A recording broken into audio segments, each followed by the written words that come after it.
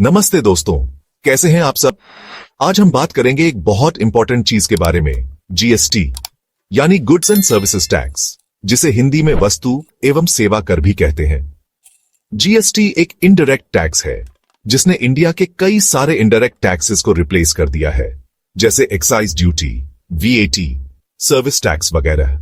Goods and services tax act parliament में the 29th of March 2017 को पास हुआ और द 1st of July 2017 से लागू हो गया। सिंपल भाषा में जीएसटी गुड्स और सर्विसेज की सप्लाई पर लगता है। इंडिया में goods and services tax law एक wide multi stage destination based tax है जो हर वैल्यू एडिशन पर लगता है। जीएसटी के अंदर अब पूरे देश के लिए एक ही डोमेस्टिक इनडायरेक्ट टैक्स लॉ है। मतलब पहले अलग अलग स्टेट्स में अलग अलग टैक्स लगते थे, अब वो सब एक ही टैक्स में आ गए। अब जीएसटी के फायदे देखते हैं। सबसे पहला फायदा यह है कि टैक्स सिस्टम सिंपल हो गया है। अब आपको अलग अलग टैक्स नहीं भरने पड़ेंगे, सिर्फ एक ही टैक्स भरना है। दूसरा फायदा, बिजनेस करना इजी हो गया है। अब बिजनेसमैन को अलग अलग स्टेट्स में अलग अलग टैक्स नहीं भरने पड़ते।